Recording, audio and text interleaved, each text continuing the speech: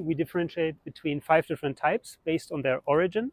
So there's dust soiling, that is most dominant in arid regions, picked up by the wind from the ground and deposited on the modules. We have snow soiling, more in northern regions, where it's snowy in winter. We have pollen or organic soiling, which comes from plants in springtime.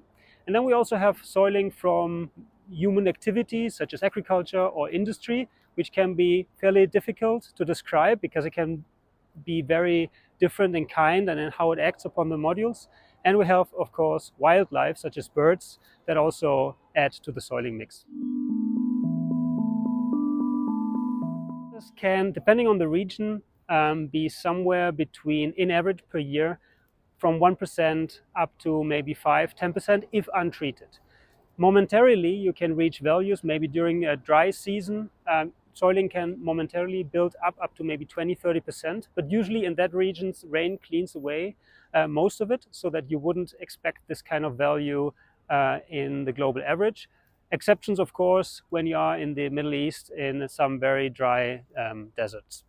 I think for Germany, a good estimate is somewhere between 2–3%, although there is some phenomenon where soiling builds up over multiple years, where you can also reach higher values.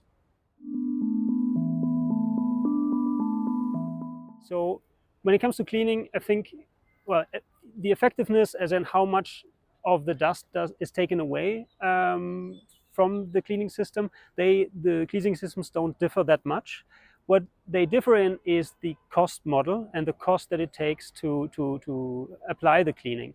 You have manual cleaning, which which takes a lot of time and a lot of manpower. You can automatize that cleaning, and then it depends really on the region. So you could have a fully autonomous cleaning robot with a high upfront investment, which is very cheap for each individual cleaning, which makes sense for very dry and remote places. But then in areas where you have a dry season and a wet season, most likely you will want to go with tractors. And then, yeah, it is really the service price that defines whether cleaning makes sense or not. So the kind of obvious answer that most people would think of is by a measurement.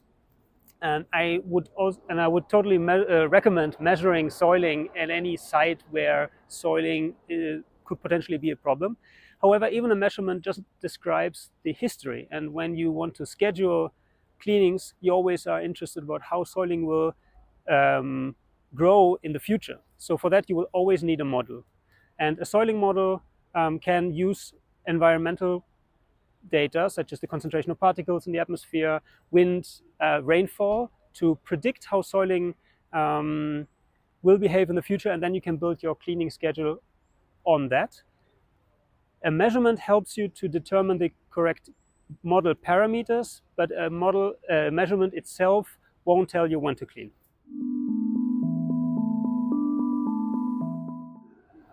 Well, so of course automation is a big one, where now we have cleaning robots that drive autonomously, and before we had cleaning robots that you would install fixed on a row of trackers that we could just path from one end to another. Now we have robots, the first robots that autonomously clean one rack and then drive to the other and clean that one and drive to the next.